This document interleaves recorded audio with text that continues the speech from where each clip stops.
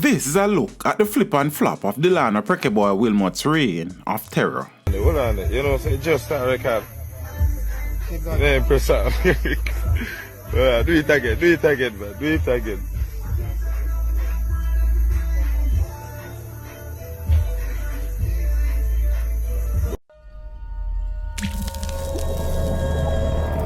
Teach them!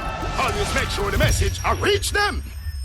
25-year-old Delano Prekeh Bwoy Wilmot, who was shot and killed during an operation by members of the security forces in Cambridge, St. James, minutes after 7 a.m. on Wednesday the 22nd of July, had figured extensively on the police's radar over recent years. Wilmot, who hailed from Mother Lane Retrieve in Cambridge, St. James, had emerged from the once notorious ratty gang that operated mainly out of Cambridge and was a source of terror across sections of St. James. Having split ranks with the ratty gang before the death of its leader, Ryan Peterkin, who died at the hands of the security forces after challenging a joint police-military team in a firefight on the 14th of April 2018 in a house in the Berkshire district in Westmoreland. Wilmot went on to form the Retrieve or Prekeh gang and was reportedly responsible for a long list of major criminal activities, including murders up to the time of his death.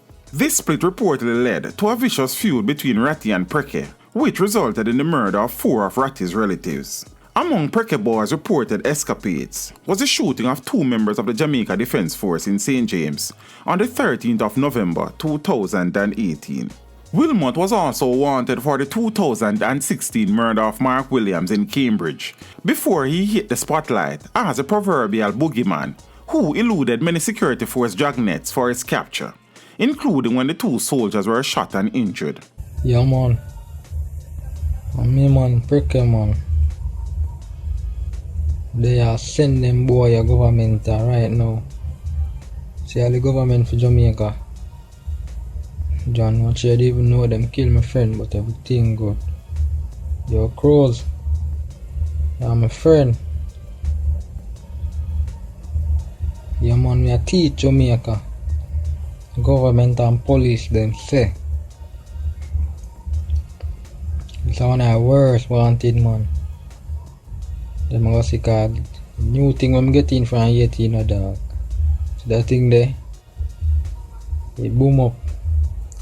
1 shot boom up station and 1 shot boom up. Then jump out van or them police car them a drive, you know. So them just trying to know when me roll in. Different thing. Them feel like them can't kill me. I'm strongly on my over. 3 times this now they make off and I'm dead. Them not see that. Every time they come for me, one of my charge then drop out. But them strong here that me feed them with rum. Wait till me roll in, man, a different thing. As me charge it. So kick it in the dog. Cause I come up on the 80 now. I see him so would I kick you when they're in Jamaica. Wait till we roll in back, man. And government boy there. Man, I slap him and try guard up in yard with be a military soldier. That man, I tell him. The police have linked Wilmot to an estimated 12 murders since 2016. Most recently, he and his associates were fingered in the July 9 killing of Alistair Godfrey in Catadupa in the parish. He has also been linked to 11 non-fatal shootings, many of them at members of the security forces. A number of his alleged cronies have been cut down in some of the exchanges with law enforcement officials. Of the 12 murders to which Wilmot has been linked, at least 4 of them were in his Cambridge community, including his immediate home community of Mother Lane. It is also a similar scenario for many of the non-fatal shootings in which he was implicated. When Wilmot was finally killed, an M16 assault rifle with a magazine containing several rounds of ammunition, believed to be the one he has been showing off in videos and pictures, was seized in the operation, the police reported. Hold on, you know, say just start record. Then press on. Do it again, man, do it again.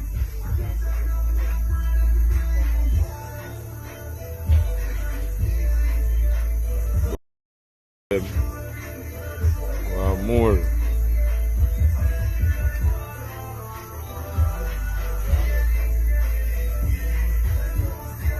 When the lawmen closed in on Wilmot's hideout, the man who had survived several encounters with the security forces, including the 2018 ambush incident, emerged with his M16 assault rifle in hand. However, the combat team, which had reportedly traveled 2 hours under the cover of darkness to reach a location, was ready and waiting for him.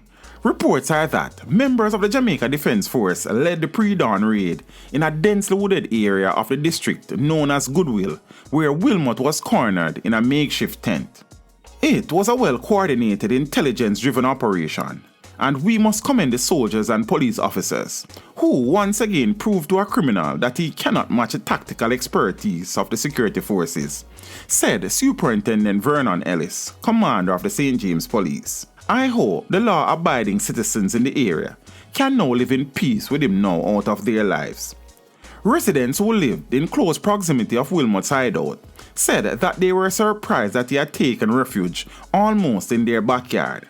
Some residents said that Wilmot had created a seedy network in the general Cambridge area, where under the threat of death, they were recruited as scouts, while others were tasked with bringing him food, water, and women. It was reportedly common for Wilmot and his cronies, strapped with handguns and slinging high-powered rifles, to openly walk around in the communities. At night, he would regularly be seen in various communities with a rifle over his shoulder.